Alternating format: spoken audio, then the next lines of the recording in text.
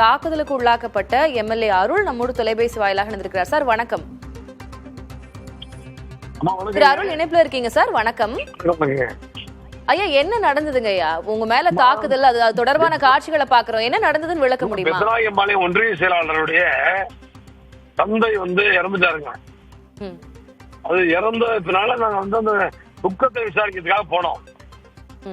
போயிட்டு வரும் பொழுது அன்புமணி கொடுக்கிற ஜேபின்னு ஒரு பையன், இந்த அவங்க ஒரு 20 ரவுடி பசங்க காட்டுக்குள்ள சோளக்காட்டுக்குள்ள இருந்துட்டு ஏதோ ஒரு தீவிரவாத மாதிரி என்னுடைய காரை அட்டாக் பண்ணானுங்க.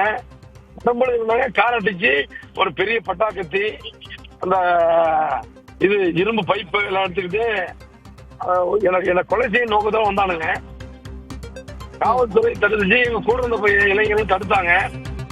தடுத்து அனுப்பிச்சுட்டாங்க. நான் இப்ப வந்துட்டு இருக்கிறேங்க. கூட இருந்தவங்களுக்கு பயங்கரமான காயம். 6 கார் உடைச்சிருக்காங்க. அன்புமணியினுடைய டீசல் அண்ட் டெவலப்மெண்ட் பாலிடிக்ஸ் எடுத்தாங்க. அன்புமணி என்ன கொலை செய்ய சொன்னதாக உன்னை அன்புமணி கொலை செய்ய சொன்னாரா அப்படின்னு கத்திக்கிட்டு தான் என்ன அட்டாக் பண்ணானுங்க.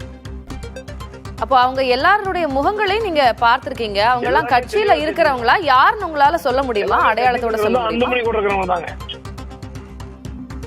ரொம்ப வெட்ட வெளியில பட்ட பகல்ல இந்த தாக்குதல் நடந்திருக்கிறது. எவ்வளவு பேர் இருந்தாங்க சார்? எவ்வளவு பேர் தாக்குதல் நடத்தினாங்க? 20-25 பேர் இருப்பாங்க.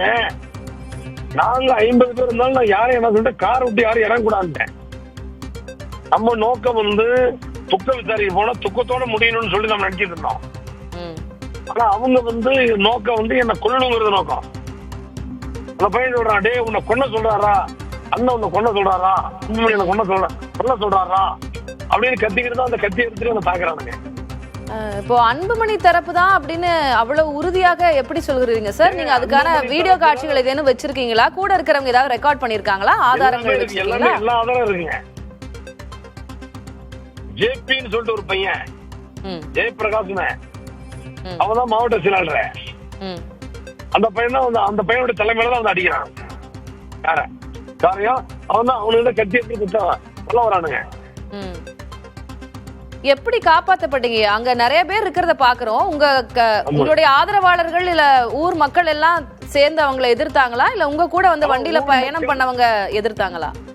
ஊர் மக்கள் எல்லாம் இல்லை இந்த இடத்துல. என்ன காரணம், அது சோளக்காடு. ஆமா, காட்டுக்குள்ள இருக்கிறோம். காவல்துறையும் தடுத்தாங்க. பாவம், காவல்துறையும் தாக்குறானுங்க அவனுங்க. காவல்துறையும் தாக்கிட்டாங்க. அடுத்த கட்டமா என்ன செய்யலாம்னு இருக்கீங்க? புகார் கொடுக்க போறீங்களா உங்க தரப்புல இருந்து? ஆமா, புகார் கொடுக்க போறோம். இப்ப இந்த அடிபட்டவங்கள மருத்துவமனையில சேர்த்த போறோம். உங்களுடைய ஆதாரங்களோட சேர்த்து புகாரை பதிவு பண்ணிருக்கீங்களா? ஆமாமா, ஆமாங்க. என்ன ஆதாரங்களும் எல்லாம். அதுவும் நாங்களாம் தப்பிச்சு வந்தோம். இந்த காரை முன்னாடி ஒரு கார் வேகமா ஓட்டி வந்தோம். அவங்க நோக்கமா டீசல் அண்ட் டெவலப்மெண்ட் பாலிடிக்ஸ் பேசுற அன்புமணி கொலை செய்யணும்னு முயற்சியில் இறங்கிட்டாரு.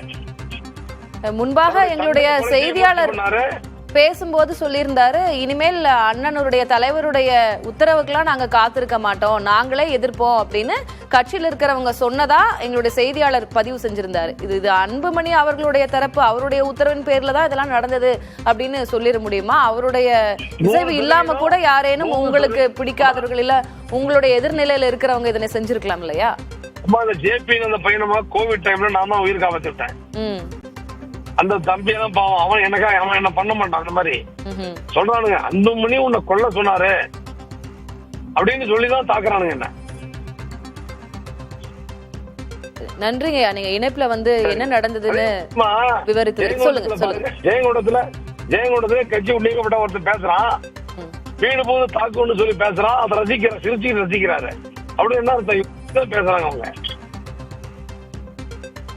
நன்றி திரு அருள், இணைப்பில் உங்களுடைய தரப்பு விளக்கத்தை அளித்தது.